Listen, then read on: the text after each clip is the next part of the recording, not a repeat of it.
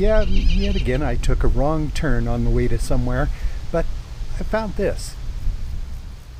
I was on my way to Burnstick Lake, but I missed the turn at Bearberry and ended up over here with these wild horses in the James River Valley. And you know what? I'm kind of glad. I always love seeing these guys, especially now when they're so fat and sleek and kind of sleepy. Eventually all the little ones did get up to play, but, well, not right away. Some of them just kind of wanted to sleep in. Me, I just kept on going down the wrong road, but eventually when I got down here to TP Pole Creek, I stopped to photograph the mushrooms and then just kind of turned around and went back the way I came. There sure were a lot of mushrooms though. And on top of this one, a little bug sticking its ovipositor into the cap. I guess it's laying eggs. But much as I do love crawling around on a forest floor, I said goodbye to TP Creek and headed the other direction to Burnstick Lake, where I waded in.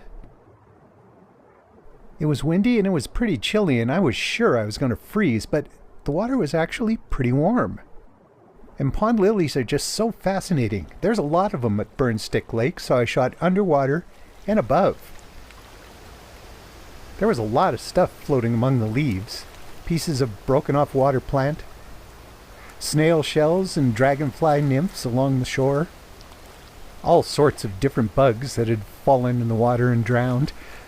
Tell you, I was actually getting pretty dizzy trying to photograph this. Things are moving constantly among these leaves. Same with the clouds. I thought for sure I was going to get rained on, but that passed.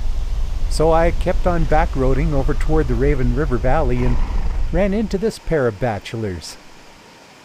They were by an oil pump jack, and Blondie here was fascinated by a piece of metal on the ground. Could not get it to move.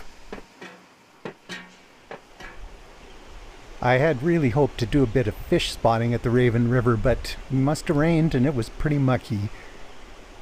Pretty though. And lots of these very cool police car moths that were stopping to feed on the asters.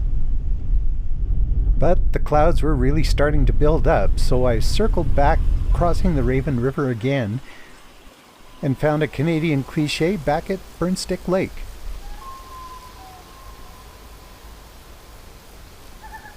Yep, that's a loon.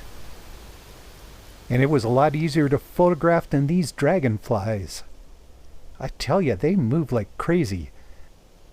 I had to crank the camera up to 120 frames a second to get anything at all. But man, they're amazing insects. The wildflower season up around Burnstick is kind of winding down now. Paintbrush, a few hawkweed, still lots of butterflies. And I sure wish I'd noticed that little ant down in the corner when I was photographing these tamarack needles. The light was soft and gentle over on Bearberry Creek, and both the cattle and the buffalo seemed to be really enjoying all that lush, tall grass. Me, I was keeping an eye to the skies.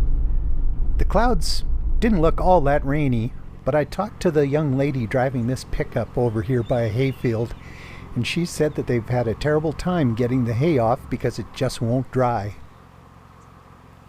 Yes, it has been a rainy summer. But you know what that means? It means rainbows. And it's pretty hard to argue with those.